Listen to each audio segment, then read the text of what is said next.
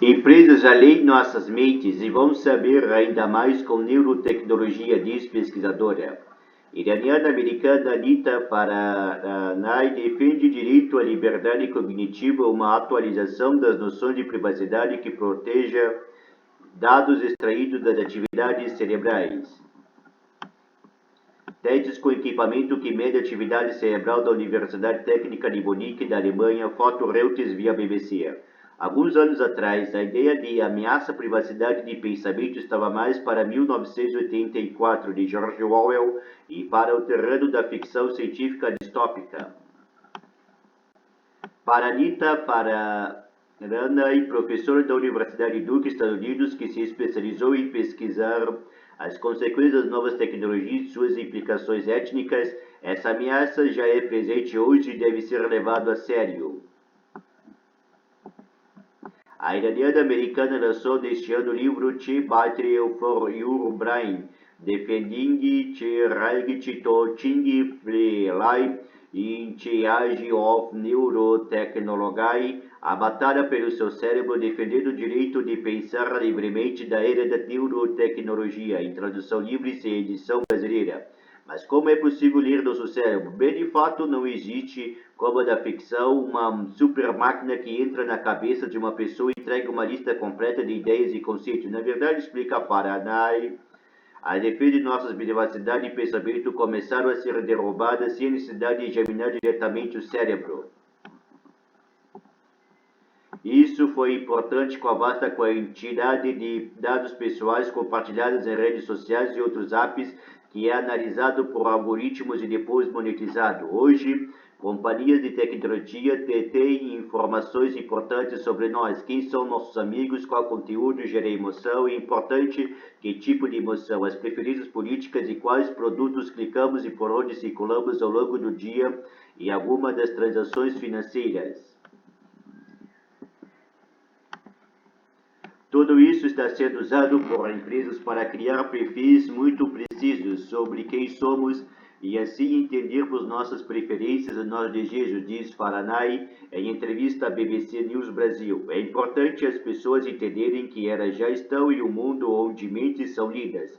Outra fronteira de nosso funcionamento interno começa a ser explorada com a popularização de smartwatches, relógios inteligentes que reúnem dados sobre batimentos cardíacos, níveis de estresse, qualidade do sono e muito mais.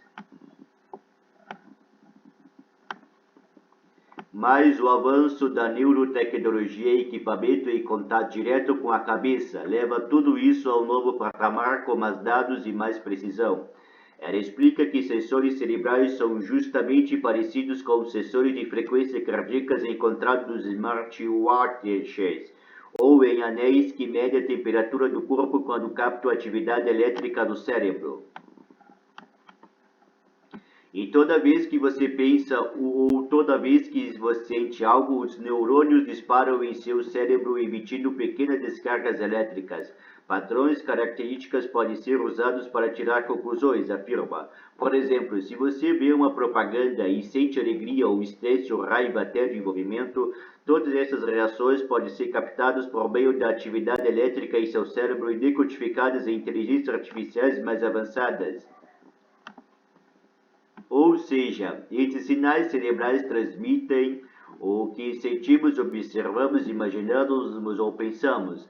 Paranay afirma que as pessoas precisam compreender e aceitar que o cérebro não é inteiramente delas. A situação leva a própria filosofia a questionar o conceito de livre-arbítrio, ou seja, o poder de um indivíduo optar por suas ações. Imagine que você se proponha no começo da semana a não passar mais de 1 hora por dia nas redes sociais. Aí você descobre no final que você gastou 4 horas por dia. O que aconteceu?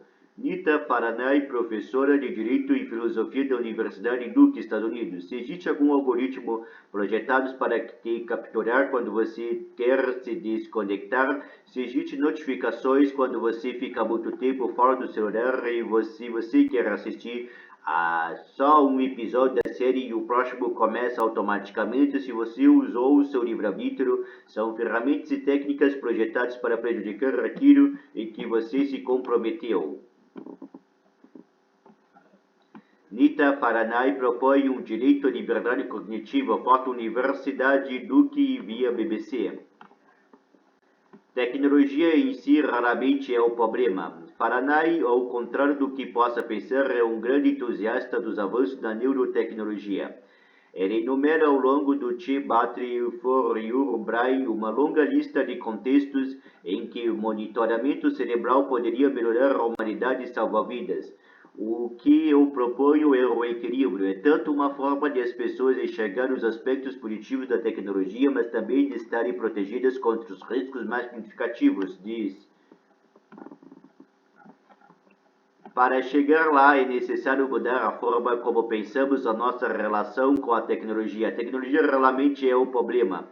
Quase sempre é o mau uso. Não se trata de encampar posições absolutas do tipo tudo isso é ruim e tudo isso é ótimo, mas tentar definir quais são as funcionalidades da tecnologia para o bem comum e quais são os riscos de uso indivíduo. Esse cenário de um futuro não tão distante do qual são complexos, cheio de faca de dois gumes.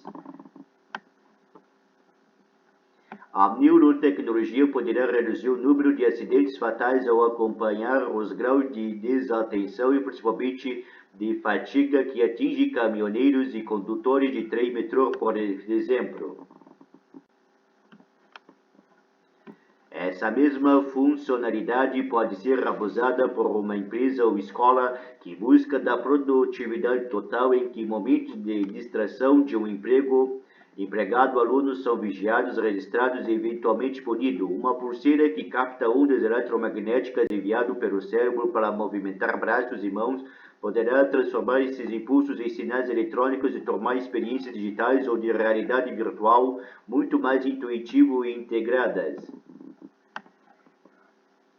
E há um potencial ainda mais importante desse dispositivo, o de detectar os estados iniciais de uma doença neurodegenerativa. As análises das atividades cerebrais como um todo poderão representar um salto imenso para a medicina e longevidade. Por outro lado, escreve Faranay do livro, a mesma pulseira também perceberá se você está envolvido em uma atividade íntima usando suas mãos em seu quarto. E todos se dão nas mãos de governos. Mas para a professora iraniana-americana, a grande preocupação em relação a atividades individuais está em governos de posse de uma gama cada vez mais ampla de dados pessoais. Ela relata que o Departamento de Defesa dos Estados Unidos financiou uma empresa de desenvolvimento que desenvolveu um sistema biométrico que combina dados de ondas cerebrais, estados cognitivos e reconhecimento facial, análise das pupilas dos olhos e mudança na quantidade de suor produzido. Já nasci numa reportagem de 2018 do jornal South China Morning Post, contava que trabalhadores de diversos ramos e integrantes de forças militares do país já usavam monitores de ondas cerebrais para detectar picos emocionais como depressão, ansiedade ou raiva, além do uso para melhorar performances e assim o resultado financeiro de empresas. A reportagem dizia que o outro objetivo era manter a estabilidade social chinesa. Faranay afirma que na maioria dos países as leis sobre privacidade não contemplam explicitamente o direito à privacidade mental. Acredito que as Nações Unidas precisam avançar no sentido de reconhecer o que chamo de direito à liberdade cognitiva, um direito universal que nos direciona a uma autorização da privacidade que diga explicitamente que há direito à privacidade mental, um direito de estar protegido contra interferências da maneira como pensamos e sentimos. Ela diz que liberdade de pensamento é hoje aplicada e entendida como sendo estritamente a respeito de liberdade de religião e de crença. Acho que precisamos expandir esse entendimento para ver uma proteção contra a interferência, a manipulação e a punição contra o pensamento. O problema é que a tecnologia se desenvolve sempre mais rápido que o debate, e a população de uma legislação e empresas e governos se aproveitam dos vazios da legalidade. Trata-se realmente de descobrir o quanto antes e também conforme a tecnologia evolui quais são os seus benefícios e riscos e depois esclarecer o que está em jogo. Desenvolver um regime regulatório que aborde isso nem sempre é fácil fazer, reconhece Faranay. O projeto de Elon Musk. O mais visível projeto de neurotecnologia em vários elementos para controlar-se envolve a implementação de um chip no cérebro e tem a liderança de Elon Musk, figura frequente no noticiário e muitas vezes envolvido em polêmicas. Uma das suas empresas de Neuralink quer no futuro implantar esse tipo de dispositivo em órgãos mais complexos do ser humano para curar doenças como Alzheimer e permitir que pessoas com doenças neurológicas controlem celulares ou computadores com a mente.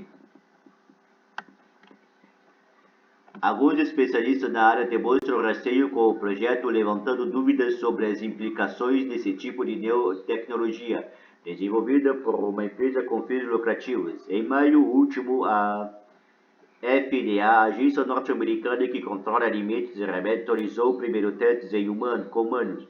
Não estou tão preocupado com o projeto de Musk. Na verdade, estou um tanto otimista com isso, diz Faranay. A Neuralink promete duas inovações: fazer cirurgias via robôs que executariam as partes mais delicadas e difíceis da operação de implante de neurotecnologia. A segunda são eletrodos do tamanho de um fio de cabelo que poderiam ser implantados com muito menos risco para o cérebro humano. Poucos cirurgiões do mundo têm a habilidade hoje de executar um procedimento assim. Se eu me tornasse severamente incapacitado a ponto de não conseguir mais me comunicar ou me mexer, eu provavelmente buscaria a oportunidade de ter algum tipo de tecnologia neural implantada.